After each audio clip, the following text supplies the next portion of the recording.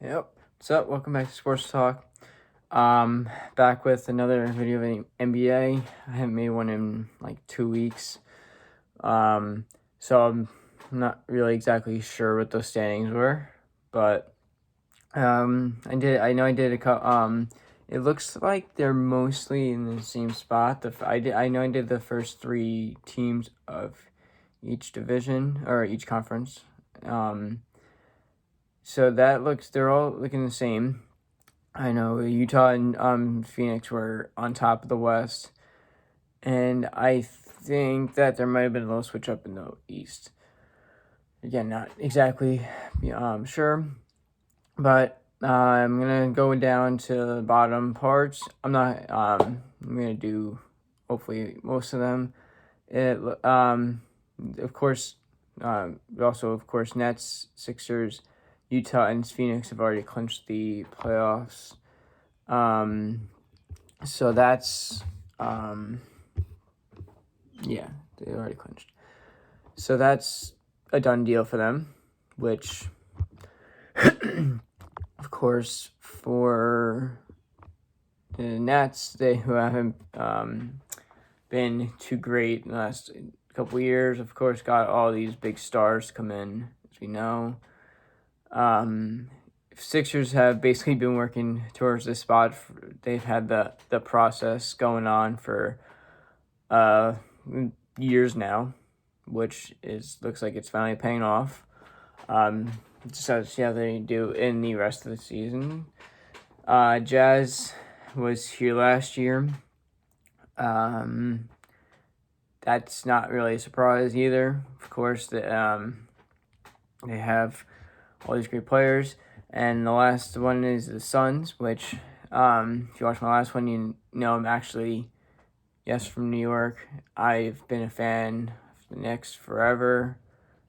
And same thing with the Nets. Not really that, and not so much the Nets, but I've definitely been following them. But the Suns, I'm very happy about because, of course, you got Booker on the team, who is actually currently my favorite player. And you got Chris Paul, and another thing is I am a big UNC basketball fan, and you got my guy Cam Johnson, who I, of course, was following from UNC 2 years ago, 3 years ago when he won the championship. Great year. So he's been a pretty big part of that team as well. All right, so I'm gonna move down a little. Just there's a bunch of them, and it's gonna take me be a pretty long video. Just get the gist of what I think. Milwaukee has, of course, been to this spot the last couple of years. They've been playing against LeBron. They played against LeBron when he was on the Cavs, so they've had some good success. They are not surprised to be here. Of course, got the MVP of Giannis Antetokounmpo. I think this is pretty good actually. The Greek Freak, and he's been a big part of that team. You got they all got these crazy names. DiVincenzo, who's, I think he seems like a quiet. He's very to himself. He's not so wild about everything. He's not like all these other guys where they're showing up in $1,000 stuff and just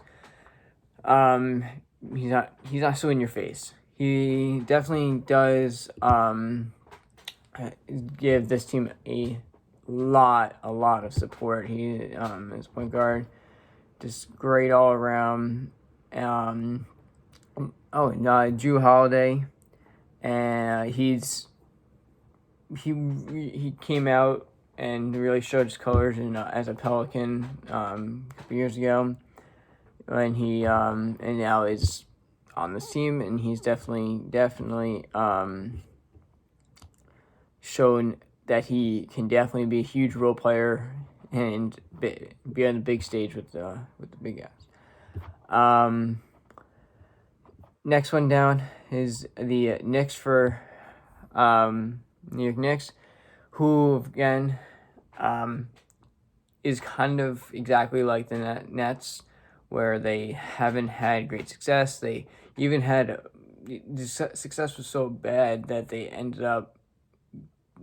It probably no correlation, but hey, let me just put it in there that with like Charles Oakley, where he like they asked him this, I think it was a couple months, like maybe 2 months ago, about retiring his jersey. And he's like, I don't want to be retired here. Like, I don't know, I want to be associated with the Knicks. But they've kind of been able to put that stuff on the back burner, and of course, you had years ago when I was in like early high school with Jeremy Lin, which is crazy because my last name is so that was a crazy time for us, and you got Lynn Sandy coming in, and definitely people, and we had Carmelo was and J.R. Smith with the whole. I love that move that he did with the. We drew a three, and he would kneel on like the court and shoot up his. That was great. I love that. And of course, Jeremy Lin came in that year right before Melo got hurt, and just killed it. It was great. And then, of course, everyone didn't want Melo back because they were like, oh, like, Melo is the reason why they weren't good. Jeremy Lin came in and destroyed it, which Jeremy Lin needs to be on the NBA roster. I think he's in the G League right now for the Warriors, but I don't know if you know, he went overseas. For years, he was on the Hornets.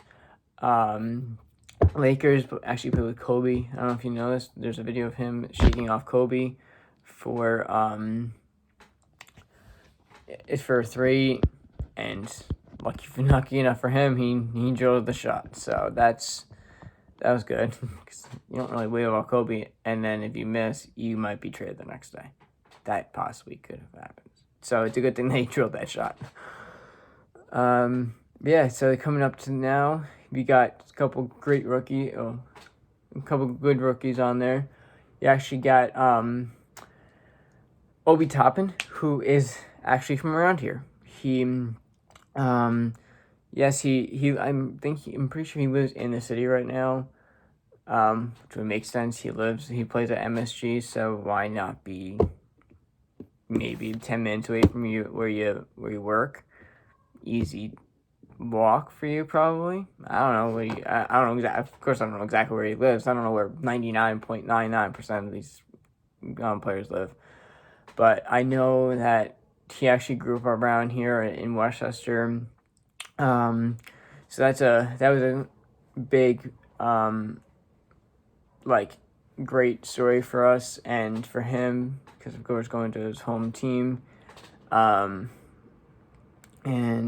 got him he was from Daytona, not Daytona, Florida. I think it was Daytona in Ohio. But you also got Emmanuel Quickly. But hey, Man Quickly is the other rookie here. I think, has been able to shine a little bit brighter than Obi. But hey, you're both of course you have completely different skill sets that you have to, of course, have chemistry with. But yes, Man Quickly is a little, in my opinion, a little bit better. Probably in a lot of other people's a little bit better.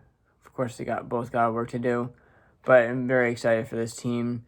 You got R.J. Barrett also, Kevin Knox, who is in his sophomore year, Ty Gibson, and Alfred Payton, who I personally didn't think was so great. I kind of was like, why are they getting him? But he's shown that he can actually do it. Again, another UNC player in Theo Pinson on that championship team. And it cannot forget about Julius Randle. Julius Randle is the player that has just kind of shocked a lot of people in a way. He's just come out here and killed it, and we're all, of course, really, really happy for that because he's been a main, not the main, but a majority reason of why they're doing so good. So I love that they're in the playoffs. Again, it's also another New York team that they're right across the East River together. Like, that is not a far distance. It's basically like the Yankees and Mets in the World Series, which of course they have had the Subway Series, all that. It's also like the Rangers and Devils with the Hudson I think it's called the Across Hudson Series. I'll get into hockey in another video. But it's awesome. They are rivals. Of course, they're in the Eastern Conference, but it's cool to have them both have a high chance of being in. Well, of course, then it's already in. They've already clinched. It looks like the Knicks are going to clinch. And of course, they had that awesome 9-game winning streak. And of course, if you follow it, they did lose to the Suns to have their winning streak snapped. I wasn't mad either. Like, I would have been mad either way. Of course, you said Booker dropped 33. Hey, they're both of course, the Suns already in too, so that's gonna be a cool thing. And the Hawks are going to be. I haven't, like, I'm gonna be honest, I haven't really been watching the Hawks. They have had some good success years ago. I know that, but they kind of fell off for about a year. They were not great. So of course, like, I'm not saying I'm a bandwagon game watcher. I'm not. I love watching the underdogs. I actually almost want them to always, not always, but come back and watch it. So there's no bandwagon. All right, he's coming back to a team that's good. But no, hey, like, I have, of course, watched as many games as possible, and as you know, I'm a big baseball fan, so a good amount of my time now is watching baseball, but I do watch occasional basketball. But hey, the Hawks are in great shape. And you got Clint Capella, who's been there for years. Chris Dunn, Kevin Herter, who is actually he was actually really cool watching him get the jersey from Dwayne Wade, because he really is again one of the quiet guys in the league. Just really, this whole team is pretty quiet in a way, but he just goes out there, does it, and kills it. And I think there's the recent transaction for Lou Williams, and Dennis Schroeder went to Lakers, and you got Lou Williams coming to the Hawks, which of course it's a great. That was a solid signing. He's a bench player. He's won 6 Man of the Year awards, so that was a good solid pickup. He will definitely give some depth to the team. He's been around the league for years. He knows how to do it. He's been in the playoffs before. So yeah, that's gonna be easy. Cam Reddish, who is definitely as UNC rival, the biggest. I'm happy for him. He's a good player. Respect him. Of course, don't like him because he went to Duke. And another guy who was on a team that always surprisingly got lost in like big moments, like randomly, like he kind of like the March Madness, like you kind of have to be like, they're for some reason gonna choke. I'm talking about DeAndre Hunter from Virginia. He actually is a solid player. He, like, of course, you go into a new league, you get new players, you learn new stuff. He's, of course, going to grow in a great way. So, yeah, that's the Hawks. Again, I haven't watched them a great amount. And last, what I'm going to do for now is the Boston Celtics, who they're not like shy of the playoffs. They've been here. They know how to play. They have had a growing team. You got Jason Tatum. Honestly, I don't think Jason Tatum ages. I think he's been 18 for the last 9. Like I feel like he's been under 20 years old. He's 23. He's been in the league for like 6 years. It's crazy. But yeah, he's been killing it. He's only gotten so much better. He's basically, besides Jaylen Brown, like the face of this team in a way. He's fast. He's a great shooter. He's clutch. And he just brings the team together. Of course, going back to Jaylen Brown, who of course has been here for years. He's just a year older than Jaylen Brown, and then what's his name, Jason Tatum. He definitely has the ability to be. He has the ability, and he basically is a main, almost again the face of the team.